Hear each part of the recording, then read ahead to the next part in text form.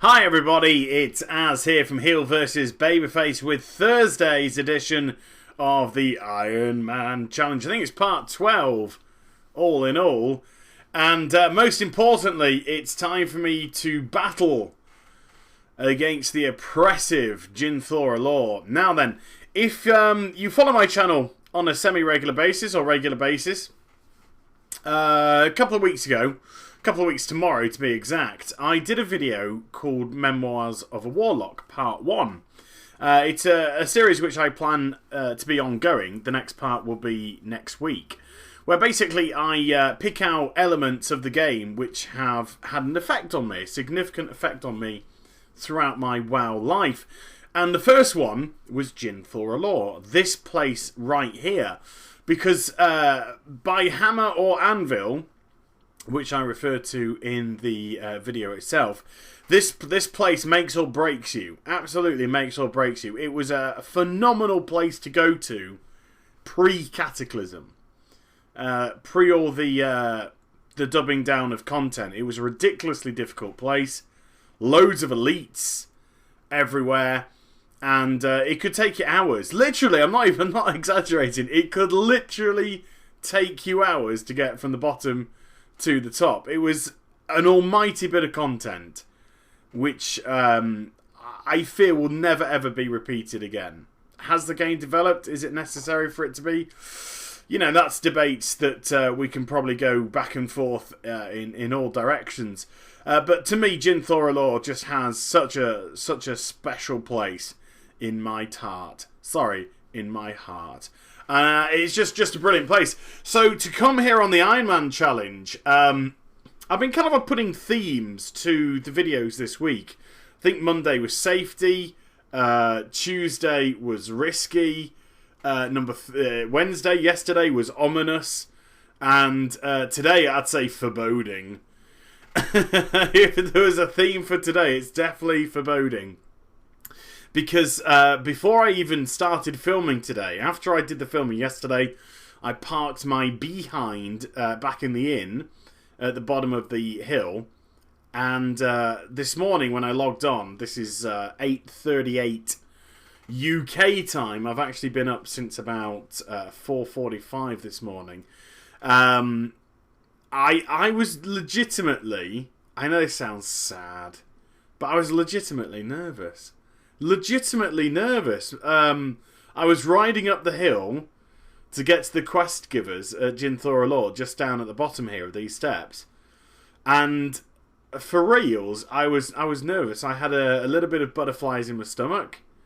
My mouth was slightly dry. It had nothing to do with the fact that I'd just gotten up. I'd eaten by now. I'd had breakfast by now, and all that kind of stuff. It was purely because of the reputation of Jinthora Law. This colossal, I mean, it's absolutely gigantic in size. Go watch the Memoirs of a Warlock video. I start it in the air, where we can get a good look at Jinthora Law. This place is a monster in size. I don't know if there's any architecture for questing bigger than this place in open world. I don't think there is. You know, please feel free to chime in the comments below, but I really don't think there is. And how they've operated the questing system now is by breaking it all up almost into levels. So you get a round of quests for the first couple of levels, and then you get a next bunch of quests which kind of takes you a level above that, and then you get another bunch of quests which takes you levels above that. And it was brilliant. I gotta say, this was the most exciting and enjoyable day of my Ironman Challenge so far, because I legitimately had to think about how to negotiate. It is a colossal risk. Maybe a stupid risk. So some people in the comments yesterday were saying, don't go there. It will kill you. Do not go to Jinthora Law. You will die. But I decided to not listen to their advice. It's something that I wanted to conquer. You know, I wanted to conquer the mountain. Even though I was going to do it at the Ironman Challenge. And I had to think about ways to negotiate through the various stages as I went further and further up. The staircases and across the levels and things like that. And the mobs started to get progressively harder the higher you get up there. And things like the Berserkers, I mean, they hit hard. I'm basically summoning my pet every couple of mobs. Because it's just getting crushed every couple of mobs. And those Berserkers are definitely contributing to that.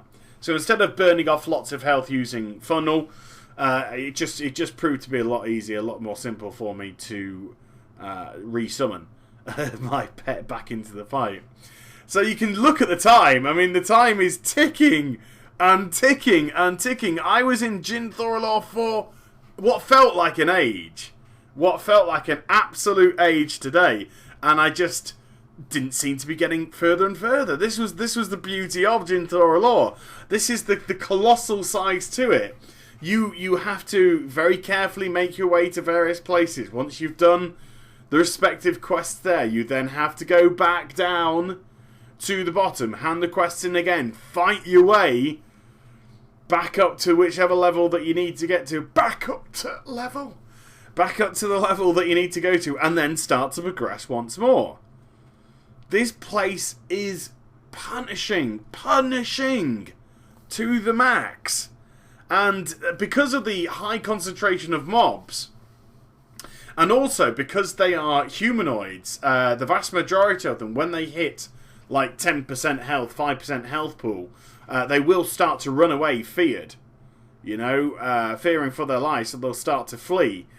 And this is not what you want. This is why you have to be very tactical with some of these pulls, like grabbing this Shadowcaster here and dragging them around the corner. So even if they did decide, here we go, to leg it, I may, not saying exactly will, but I may have more control over where they go. And I just loved this. I absolutely loved it. Was it a bit of a ball ache doing all the back and forth? Yeah, to a degree. But at the same time, I was just so tuned in today. So focused not to make that mistake. I was avoiding mobs. I was jumping from ledge to ledge, legitimately. These ledges that you can see the ledges behind the Shadow Hunter. I was kind of like running along some of them, jumping over the corners to the adjacent side to avoid mobs. I felt like sort of Tomb Raidery. I said so in the memoirs video. I said there was there's a very kind of platform-esque vibe to this place. It almost felt like a mini-game, and that's kind of how I was treating it today. It's sort of like the Ironman Challenge bonus round. Jin Thorolor, and you started to go up the levels. Make sure you don't die. And then you just go through the various trolls and whatnot. And it felt cool. It felt really good. I never felt in danger. This is the weird thing.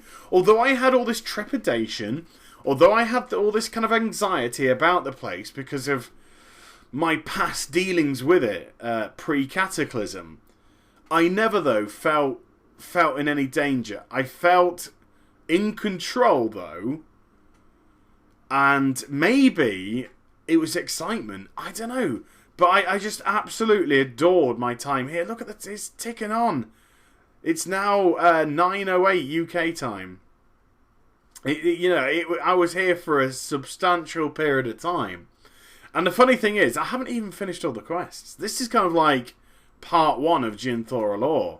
And when I do my final part tomorrow, because I'm doing an episode of Iron Man every single day this week. Woo woo! Monday to Friday. When I do the final part tomorrow, we're going to finish off. Easy now. We're going to finish off, hopefully anyway, without dying would be nice, Jin Thorolor. And this was the quest that I worried about. I actually scouted the whole area before I decided to take on this mob.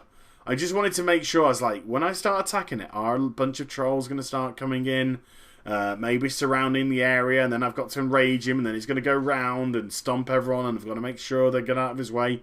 So I dotted him up, and I just made sure I was already... there you go, look at that, somebody just got smacked. Smacked to the nines there.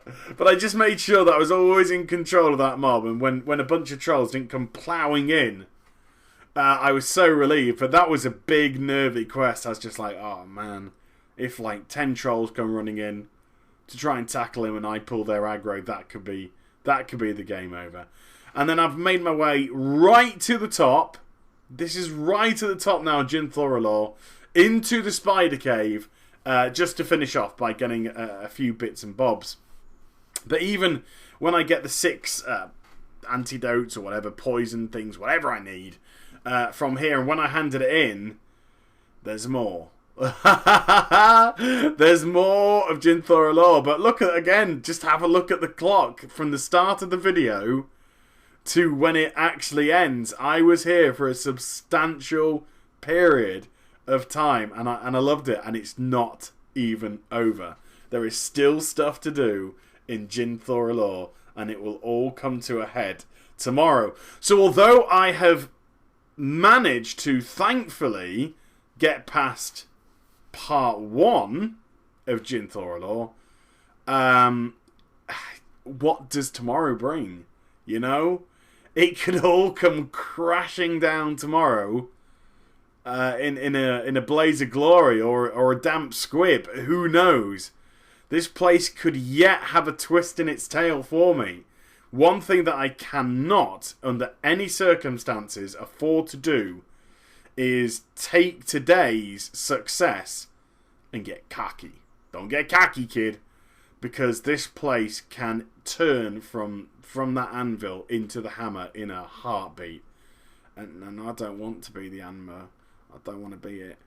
So there we go. First part of Jin Thorolor, and an exhausting process for me. Negotiated, but we have still got quests to go here. Eek. So I hope you enjoyed today's vid. Please do like, comment, and subscribe to my channel. Follow me on Twitter, Facebook, and also twitch.tv/heel versus babyface. While we have a little bit of time, people, if you come to twitch.tv/heel versus babyface tonight, I will be giving away approximately 7 to 10 Elder Scrolls Online beta keys for this weekend's beta event.